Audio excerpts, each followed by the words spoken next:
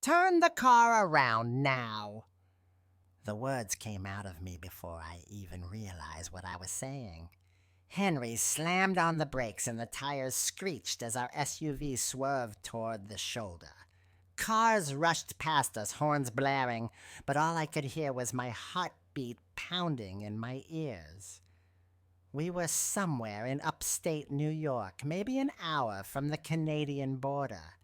The morning had been calm just moments earlier. I'd been humming along to an old Billy Joel song, watching the pine trees blur by, when suddenly every instinct in me started screaming that something was wrong, deeply wrong. Henry looked at me, confused but calm as always. "Eleanor, what's going on?" he asked, already checking his mirrors, easing the car to a stop. I couldn't answer right away. My eyes were locked on a small black overnight bag sitting quietly in the back seat. It looked so ordinary, like something you'd pack for a weekend visit. But ever since our son Derek had called earlier that morning, I hadn't been able to shake the unease in my chest. His voice had been strangely soft. He'd asked if we had the bag with us, then told me he loved me. Derek wasn't the type to say those words casually. He was 42, tough, reserved, not the sentimental kind. In all his adult life, I could probably count on one hand how many times he'd said "I love you." But that morning, it didn't sound like love. It sounded like goodbye. My hands started to shake. My mouth went dry. The bag seemed to pulse in my vision as if daring me to open it. Henry frowned, watching me carefully. "Eleanor, honey, what's wrong?" Something inside me, the same voice that had guided me through raising 3 kids, surviving cancer, and losing both my parents, rose up with terrifying clarity. "We need to turn around," I whispered. "Right now." Henry didn't question it. That's one of the things I've always loved about him. In 50 years of marriage, he's learned to trust that quiet tone in my voice, the one that only appears when something's about to go terribly wrong. He waited for a break in traffic and made a U-turn.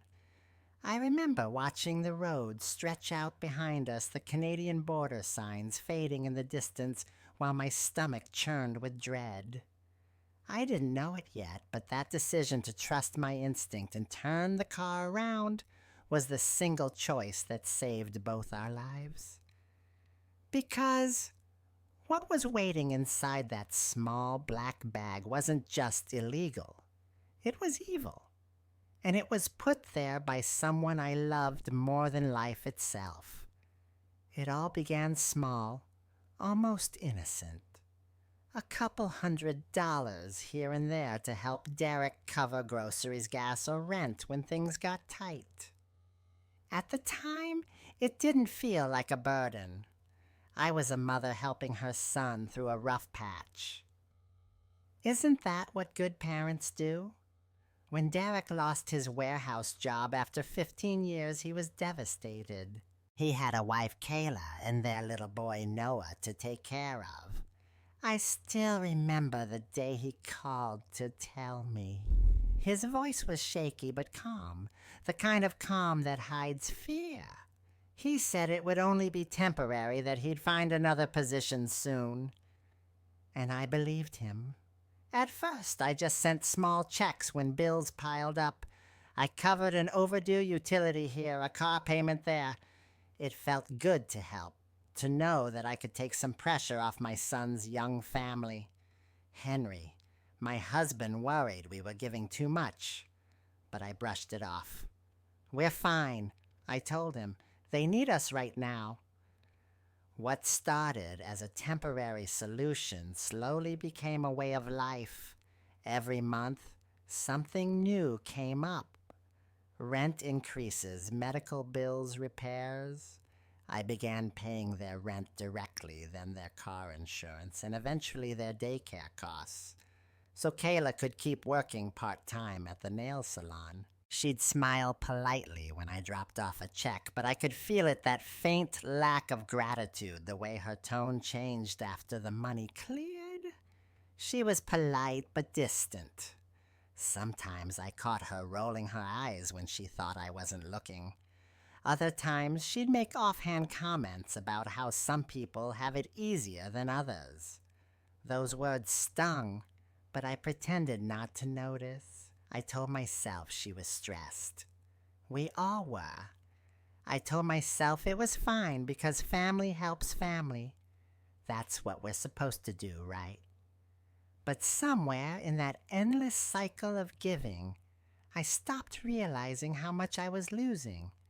Over time, their gratitude faded.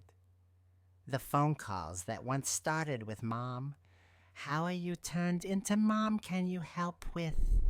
The warmth was replaced with expectation, and still, I kept giving, telling myself it was love, when in truth it had become obligation.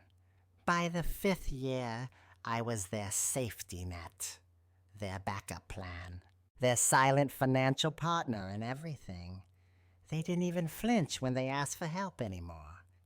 There was no shame, no hesitation, just the quiet assumption that I would fix things like I always did. I used to think generosity was a virtue that sacrifice made me a better mother. But looking back, I realized that constant rescuing can turn love into dependency. It teaches people not how to swim, but how to wait for someone to pull them from the water. Henry and I still lived modestly in our little home in Albany.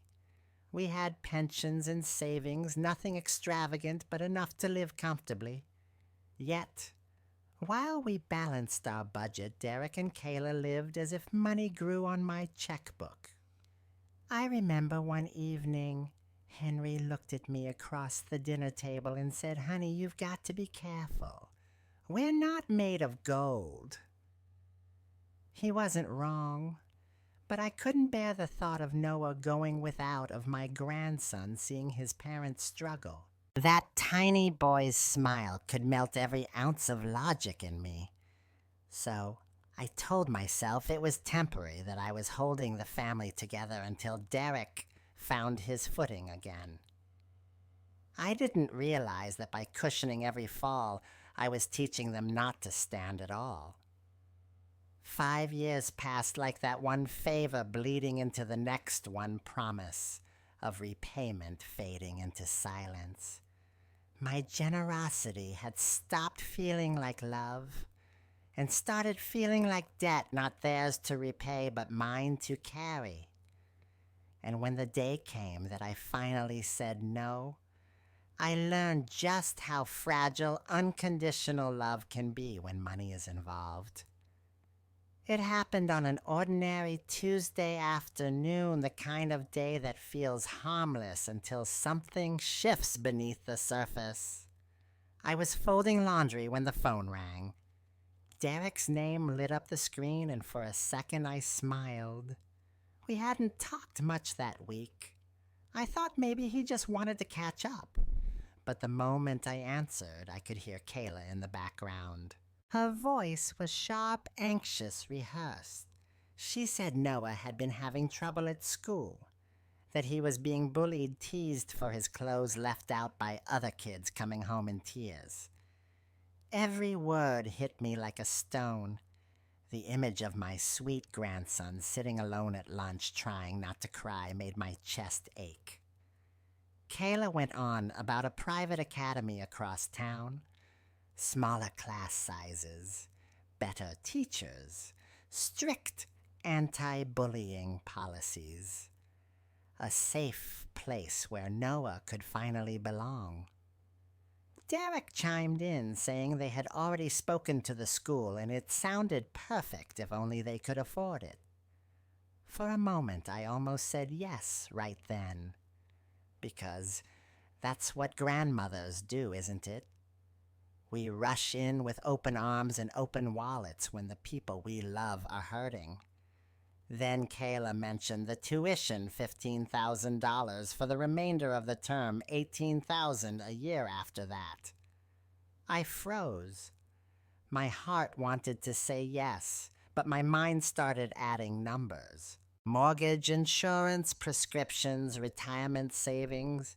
The quiet responsibilities that don't stop just because your child still needs help at 42. I took a deep breath and said, "That's quite a bit more than our usual assistance. Let me think about it." Silence. Long, heavy silence. I could almost feel them staring at each other through the lines, surprised that I hadn't agreed immediately. Derek's voice came back softer but colder. "Mom, this is for Noah's future. Surely you understand that." I did understand. I understood too well. That's why it hurt. For the next 3 days, I wrestled with my conscience. I replayed every moment I'd spent with Noah, the bedtime stories, the park trips, the way his eyes lit up when he saw me. I pictured him walking into that new school confident and safe. Then I pictured Henry and me in a few years struggling to pay our bills because I couldn't stop saying yes. When I called Derek back, I tried to keep my tone calm. I told them I loved Noah more than anything, but that I thought we should explore other options first. Talk to his teacher. Meet the principal. Maybe try another public school before committing to something that would put a strain on everyone. Kayla's response was clipped. "So, you're saying no?" "I'm saying." "Let's look for a better way," I said.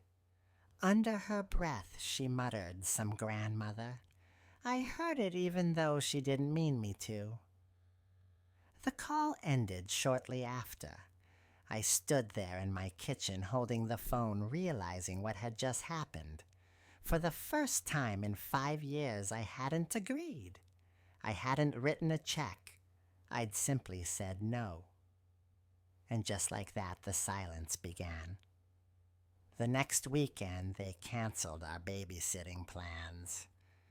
The following week, my calls went unanswered. Family dinners stopped. When I dropped by their house unannounced, Kayla said they were too busy. Derek barely made eye contact.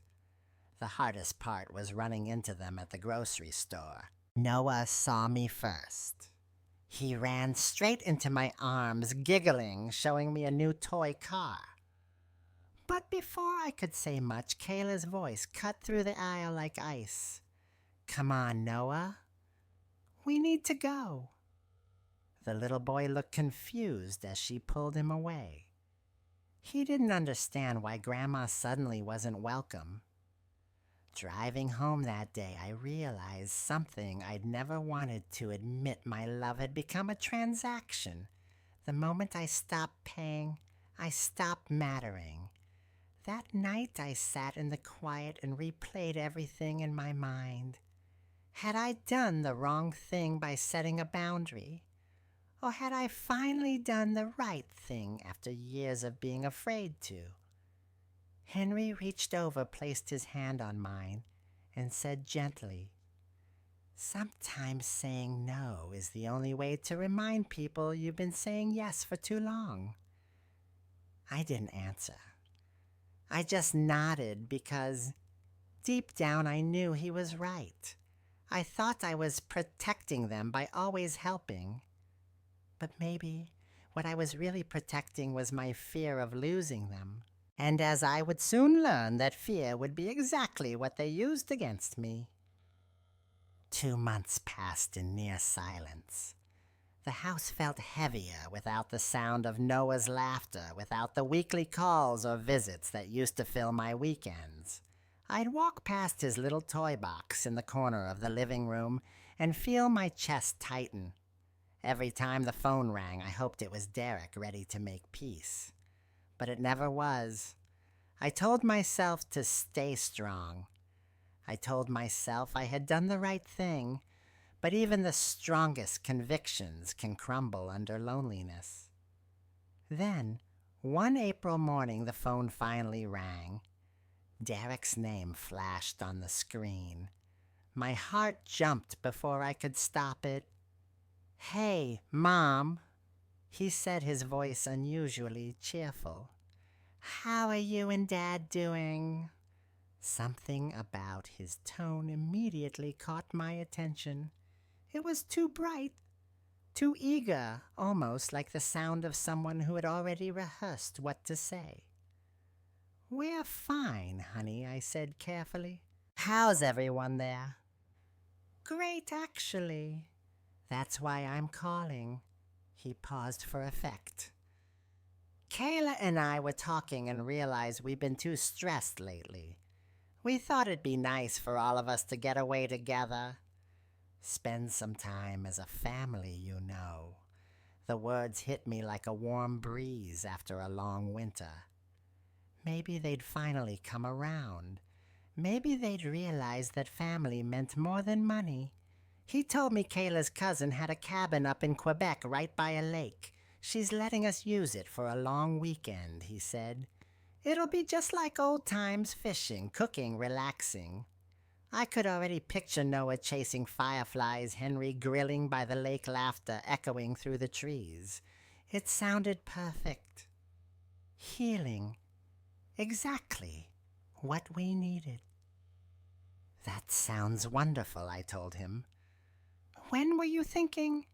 "This weekend," he said quickly.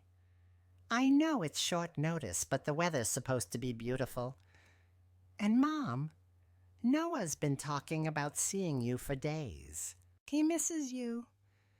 That last line broke me. I'd missed him every single day. I didn't hesitate another second. We'd love to come. We planned to take our SUV since it was roomy enough for everyone. Derek mentioned they'd bring some fishing gear and Noah's toys. But then he added something that seemed small at the time. "Would you mind taking one of our bags? We're bringing so much stuff for Noah, and our car's gonna be packed tight." "Of course, sweetheart," I said without thinking. "Bring it by the night before." Kayla dropped it off later that evening. A standard black overnight bag. Clean, neatly zipped, nothing suspicious about it. She was surprisingly pleasant, even talkative. She chatted about how excited Noah was, how much this trip meant to them. "He's been counting down the days to see Grandma and Grandpa," she said with a bright smile. "It's going to be so good for all of us." I wanted to believe her. I really did. The way she said it, the way her eyes softened, it almost made me forget the months of cold silence.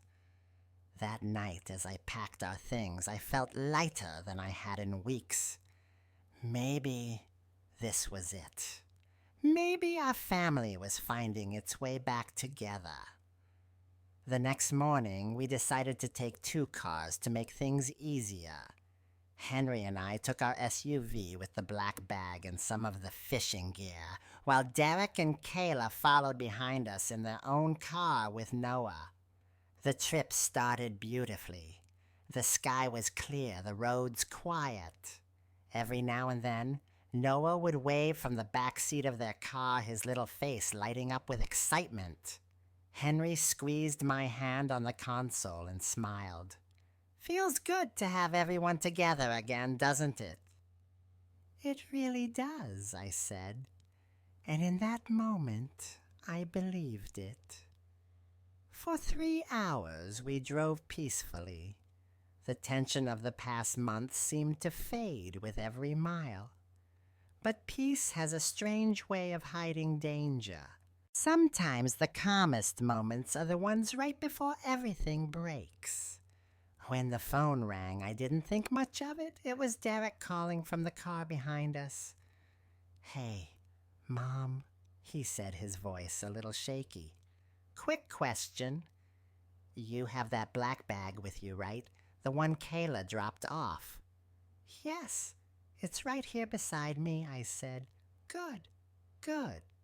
And you didn't, move anything around in it or anything, right?" The question was odd. Why would I touch their bag? "No, honey, I haven't," I said slowly. "Why?" There was a pause. Then Derek said softly, "No reason. Just making sure everything's secure for the border." I frowned. "For the border?" "Yeah," he said quickly. "You know how strict they are these days." "Anyway, love you, Mom." His voice cracked slightly on the word love.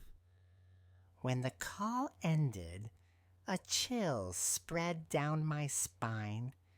Derek had never been sentimental, never nervous, never called me Mom twice in the same minute. I looked at the bag sitting so calmly in the seat beside me, then at Henry's reflection in the windshield. Something in me started to tremble. That's when I said it. "Henry, turn the car around." The drive started out like a dream.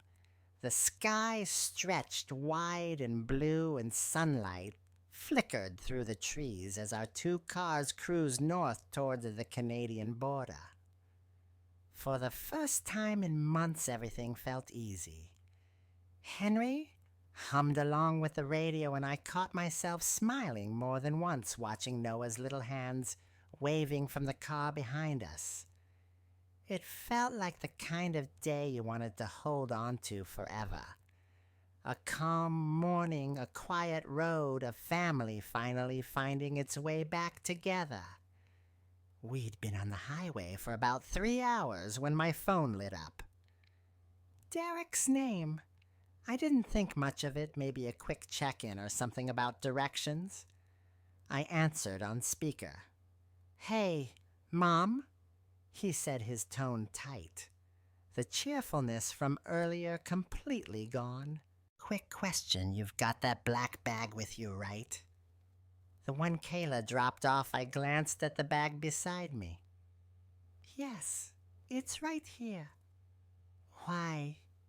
He hesitated. "Good. Just making sure it made it into your car. And you didn't move anything around in it, right?" His words were slow, deliberate. My gut clenched.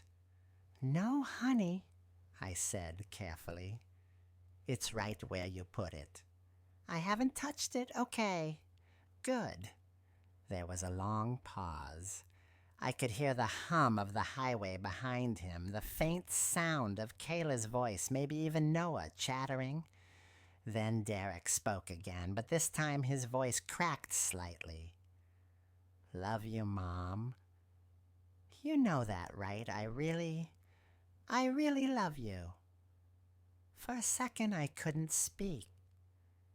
Derek wasn't the kind of man who said "I love you" without reason. He never had been. The words were too heavy, too final, like they carried the weight of something unsaid. When the call ended, a strange stillness filled the car. I looked out at the empty stretch of highway, the endless trees, and that black bag sitting beside me. My heart started pounding in my chest, loud, steady, urgent. Henry glanced at me. "You okay?" I didn't answer. My hands were trembling. I kept replaying Derek's voice in my head, that soft, almost desperate tone. The kind people use when they're about to lose something. Something inside me, that quiet ancient instinct every mother carries, started screaming. It wasn't logic. It wasn't reason. It was pure primal fear. "Henry," I whispered, "turn the car around." He frowned, confused. "What? Why turn it around?" I said louder this time. "Now, Henry, please." There must have been something in my voice, something that made him realize this wasn't panic, it was certainty. Without another word, he checked the mirror, waited for a break in traffic, and made a sharp U-turn across the median. The car jolted as he accelerated back the other way. My heart was pounding so hard I could barely breathe. He shot me a glance. "Eleanor, what's going on?" I couldn't answer. Not yet. I was staring at that black bag, every nerve in my body on fire. Somewhere deep down I already knew.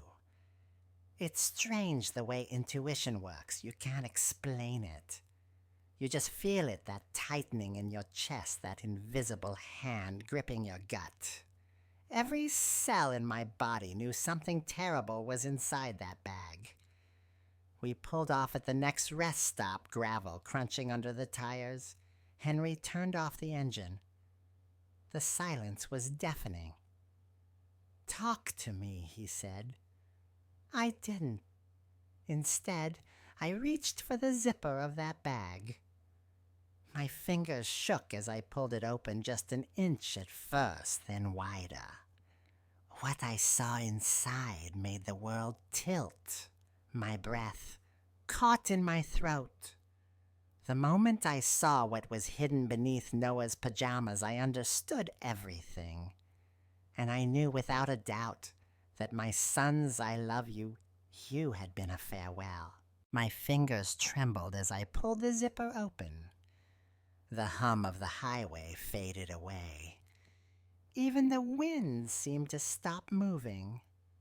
Inside, everything looked innocent at first. Noah's small pajamas, his toy truck, a coloring book with bent pages. But tucked underneath the soft fabric was something that didn't belong. Plastic. Layers of it. Tight, professional, deliberate.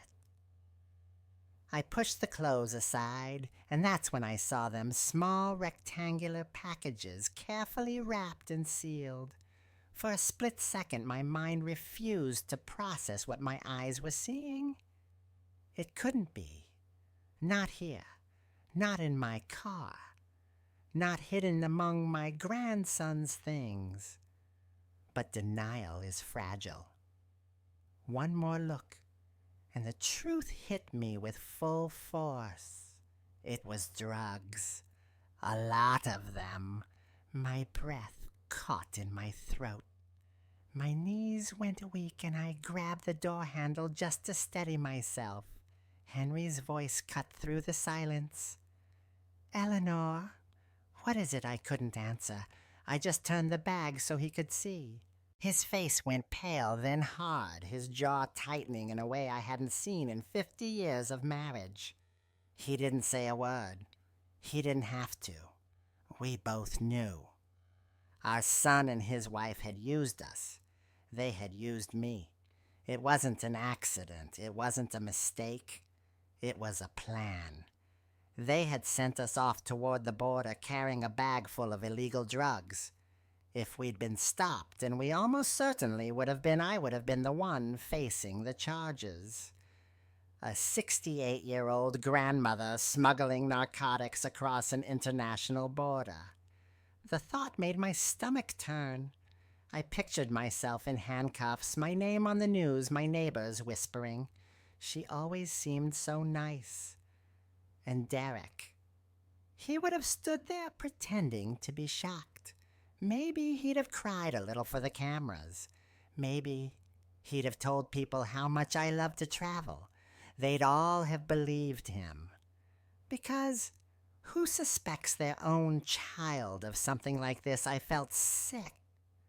Not just from fear, but from grief. A kind of grief that sits deeper than lost grief for the living, for the people you thought you knew. All those years of support, all those sacrifices, every check written, every bill covered, every moment I said, "Don't worry, I'll handle it." All of it had led to this. My own son had looked at me not as a mother, not as family, but as a way out. I thought of Noah's smile, his small hands holding mine, completely unaware that the people he loved most were capable of such cruelty. He was just a child. He didn't know his parents had turned desperation into deceit. Henry finally spoke, his voice low but steady. "We're going home," he said, "right now." I nodded, too stunned to speak. He started the car, turned it around, and merged back onto the highway heading south. Behind us, Derek's car stayed in the distance for a few minutes before fading out of sight. My phone started ringing almost immediately. I didn't answer. I couldn't bear to hear his voice. As the miles rolled by, my thoughts were a blur. Anger, sadness, disbelief, guilt. But underneath it all, one thing stood clear: I had been enabling this. Maybe not the drugs, but the pattern, the entitlement, the belief that no matter how far they fell, I'd always be there to catch them. Somewhere along the way, my love had turned into a leash, and they had learned how to pull it. We drove in silence for hours. I stared out the window at the endless trees, realizing that in one single moment, everything I believed about motherhood, trust, and family had shattered. When we finally pulled into our driveway, Henry parked without a word. I carried that black bag out of the car and set it down on the front porch. The weight of it felt unbearable. I thought of all the times I'd forgiven, all the times I'd chosen hope over truth. And now, here it was. Truth staring me in the face, wrapped neatly in plastic. That night, sitting at our kitchen table, I couldn't stop replaying it in my mind, the call, the words, the tone in Derek's voice. It wasn't love. It was goodbye. And I realized something that chilled me even more than the drugs. My son hadn't been afraid of me discovering the truth. He had been afraid I wouldn't make it to the border before I did. When we pulled into Derek and Kayla's driveway, the afternoon sun was beginning to fade. Their car was already there, parked crookedly as if they had rushed home. I could see both of them standing by the front door, their faces tense, trying to read mine through the windshield.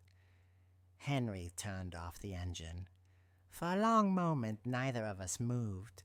The weight of what we carried, not just in that black bag, but in our hearts, hung in the air like a storm about to break. Finally, I stepped out. The gravel crunched under my shoes. Derek started toward me, his face a mix of confusion and worry. "Mom, what's going on? Why did you turn around?" "We were almost at the border," he said, his voice tight. I didn't answer. I walked past him, carrying the black bag, and set it down on the porch between us. It landed with a dull, heavy thud. "I know what's in the bag," I said quietly. For a moment, nobody moved. Then I watched the color drain from his face. Kayla froze, her lips parting slightly, her eyes darting toward Derek, like she was waiting for him to fix this. "Mom, I can explain," Derek started, but I cut him off. "No, you can't. There is no explanation that makes this okay." Kayla's voice cracked. "We were desperate. We didn't mean for it to go this far. We owe people money. We thought if we could just what I asked. Just risk your mother's freedom. Just let me take the fall so you could solve your problems." The words came out calm, but my heart was pounding. I wasn't angry in the screaming kind of way. It was deeper than that, the kind of anger that comes when your heart breaks and you finally understand it won't ever go back to what it was. Henry stood beside me, silent but solid, his jaw clenched. For the first time in our marriage, I saw him look at our son, not with disappointment, but with something close to disgust. I turned back to Derek. Do you even realize what you almost did? If we had crossed that border, if the car had been searched, I would be in a cell right now. An old woman behind bars because her son used her as a shield. He looked at the ground, tears gathering in his eyes. Mom, please. We didn't know what else to do. We were out of options. There are always options, I said. You just chose the one that cost me everything. For a long moment, the only sound was the wind brushing through the trees. Then I took a deep breath and said the words I'd been holding inside for years. From this moment on, I will no longer be helping you financially. No rent, no car payments, no groceries, no bailouts, nothing. It ends today. Derek's head snapped up. Mom, you can't do that. We depend on you. We'll lose everything. I met his eyes. You were willing to let me lose everything. My freedom, my dignity, my name. Now you'll learn what it feels like to stand on your own. He took a step forward, his voice cracking. Please, Mom, just think about Noah. Think about your grandson. My heart twisted at the mention of that little boy, but I stayed firm. I am thinking about him. That's why I'm doing this. He deserves to grow up in a world where people take responsibility for their choices. Kayla started to cry, then real tears this time, but I didn't move to comfort her. I'd spent too many years patching up problems I didn't create. I picked up my purse, turned to Henry, and said, "Let's go." As we walked back to the car, I could feel their eyes on us. I didn't look back. For once in my life, I didn't need to. When we drove away, I saw them in the rearview mirror, standing side by side on their porch, holding that black bag like a symbol of everything that had gone wrong between us. I didn't cry. Not then. I'd spent too many tears on apologies that weren't mine to give. Instead, I felt something else. A strange, quiet peace. The kind that comes when you finally stop saving people who refuse to save themselves. That night, I sat at the kitchen table with Henry and made a list of every automatic payment, every credit card, every small monthly transfer I'd been sending them for years. I canceled them all. It was terrifying and freeing at the same time. Like walking out of a burning house, the flames still licking at your back, but the air ahead finally clear. For the first time in a long time, I chose myself. And somewhere deep down, I hoped that maybe one day, Derek would understand that sometimes the hardest way to love someone is to stop rescuing them. 4 weeks after that confrontation, the silence returned, only this time it felt different. It wasn't peaceful. It was the heavy quiet that comes when you know a storm is gathering just beyond the horizon. Derek stopped calling. Kayla didn't text. Days turned into weeks without a word. And though I told myself I didn't care deep down, I still checked my phone every night. A mother's heart doesn't shut off that easily. Then one morning, the phone finally rang. I didn't recognize the number. The voice on the other end was calm, professional. Mrs. Henderson. This is Officer Ramirez with the U.S. Border Patrol. For a moment, I couldn't breathe. My first thought was that something had happened to Noah. The officer continued. Your son, Derek Henderson, and your daughter-in-law, Kayla Henderson, were taken into custody early this morning attempting to cross the border into Canada. They were found transporting controlled substances. I closed my eyes. There it was. The storm had finally hit. He went on to explain that I was listed as their emergency contact, that Noah was safe and currently staying with a family friend until proper arrangements could be made. When I hung up, I sat in complete stillness. No tears came, no screams, no shock. Just a deep, aching sadness mixed with a strange sense of inevitability. Henry walked into the kitchen and saw my face. "They're in trouble, aren't they?" he said quietly. I nodded. "They're in jail." He sat down across from me, exhaled, and rubbed his temples. "You warned them," he said. I nodded again, but that didn't make it any easier. That afternoon, I drove to the social services office to sign temporary custody papers. By evening, Noah was sitting at our kitchen table eating mac and cheese like nothing had changed. He was confused but calm. "Grandma," he asked, his little voice soft, "when are Mom and Dad coming back?" I looked at his small face, so innocent, so trusting, and felt my heart break all over again. "They made some bad choices, sweetheart," I said gently. "But you're safe here now, and we're going to take care of you." He nodded like children do when they don't fully understand but want to believe you anyway.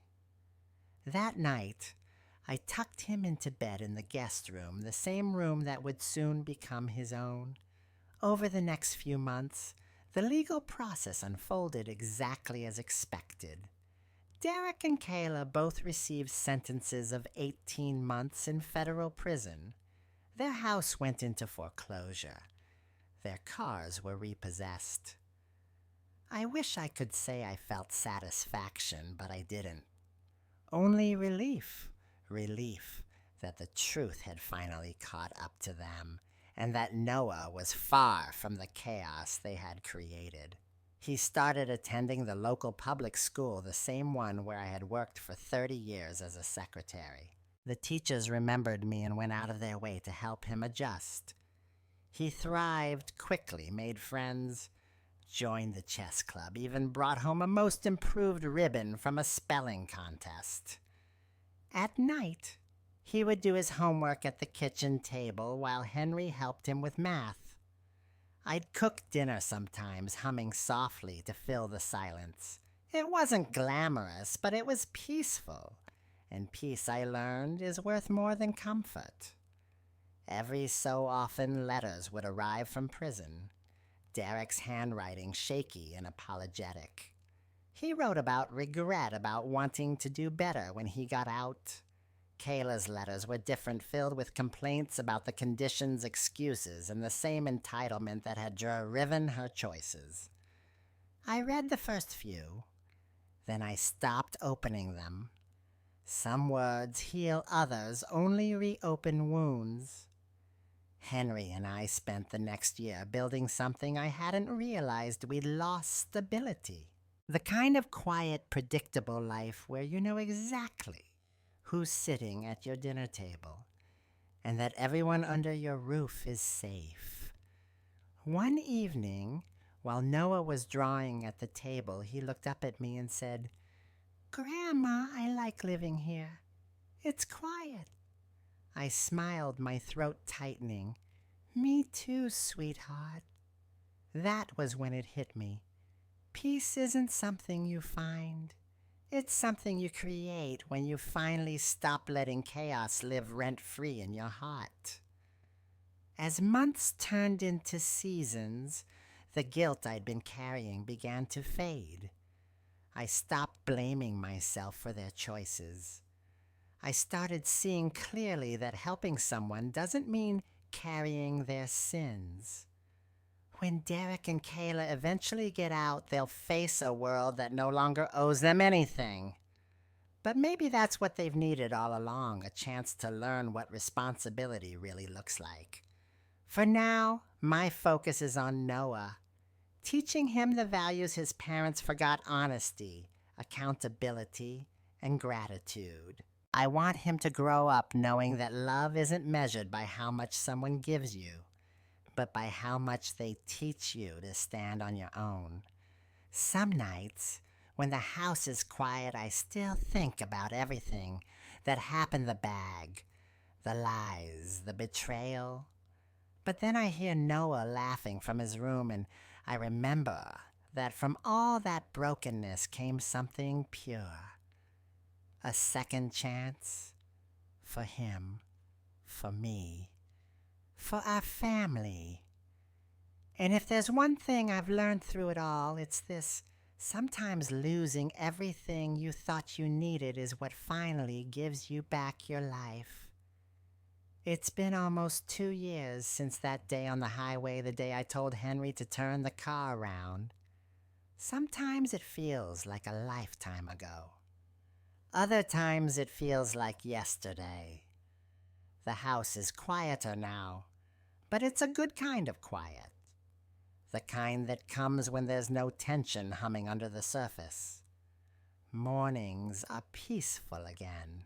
I wake up, make coffee, watch the sunrise, and listen to Noah getting ready for school upstairs. He's 9 now, taller, sharper, and happier than I've ever seen him. He's growing up in a home built on trust, not secrets. And every time I watch him laugh or see him come home with another A on his report card, I feel something I hadn't felt in years: pride without pain. I think back sometimes to how it all unfolded: the phone call, the bag, the lies, the courtroom hearings. It would be easy to let bitterness take root, to keep asking why my own son could betray me so deeply. But bitterness doesn't change anything. It just keeps you tied to the past you're trying to escape. Instead, I've learned to look at it differently. Sometimes the most loving thing you can say isn't yes, it's no. No to being taken advantage of. No to carrying other people's responsibilities. No to confusing sacrifice with love. That word, simple, sharp, uncomfortable, saved my life. For most of my years as a mother, I thought love meant giving without limits. That being a good mom meant fixing every mistake, paying every bill, holding everything together, no matter the cost. But all that did was teach the people I loved that they didn't have to stand on their own.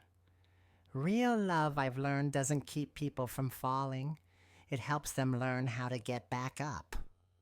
When I took custody of Noah, I promised myself that this generation would be different. I wouldn't raise him to depend on anyone to clean up his messes. I'd teach him to work hard, to take responsibility, to ask for help, but never to expect it. And slowly, I can see the difference. He's thoughtful, kind, and honest in ways that give me hope. One day, he came home from school upset because a friend got in trouble for cheating on a test. I asked what happened, and he said I told him it's better to get an F for being honest than an A for lying. I smiled, knowing he understood something. It took me nearly 70 years to learn. Sometimes we pass down love the wrong way, through money, through guilt, through fear of losing someone. But love isn't about control or rescue. It's about truth. It's about courage. It's about letting go. When people hear my story, they often ask if I've forgiven Derek and Kayla. I always pause before answering, because forgiveness isn't simple. It's not one decision, it's a process. I don't forget what they did. I don't excuse it. But I've chosen not to let their mistakes define who I am anymore. I've forgiven them in the only way that truly matters by moving forward. They still write sometimes. Derek's letters sound remorseful. He talks about the classes he's taking in prison, the books he's reading, how he wants to start fresh when he gets out. Maybe he will. I hope he does. Kayla's letters are different, short, defensive, still blaming the world. I don't respond, but I don't hate her either. Hate only poisons the one who carries it. I've come to realize that peace isn't found in punishing others. It's found in protecting your own heart from turning cold. Now, my days are simple. I tend the garden, volunteer at the library, bake on weekends, and watch Noah thrive. Sometimes Henry and I sit on the porch after dinner, holding hands in comfortable silence, both of us knowing we made it through something that could have destroyed us. The journey from fear to freedom wasn't easy. It never is. But it taught me that love, real enduring love, always carries a backbone. It's gentle, but it's firm. It forgives, but it never forgets its worth. I used to think my story was about loss, but now I see it's about renewal, about how even the most painful betrayals can lead to a deeper kind of strength, the kind that grows quietly like roots under the soil. When people ask me what I've learned, I tell them this. Don't confuse love with surrender. Don't let guilt disguise itself as kindness. And never let anyone, no matter how close, make you believe that setting boundaries means you stopped caring. Because sometimes the bravest act of love, the one that saves everyone in the end, is simply learning to say no more.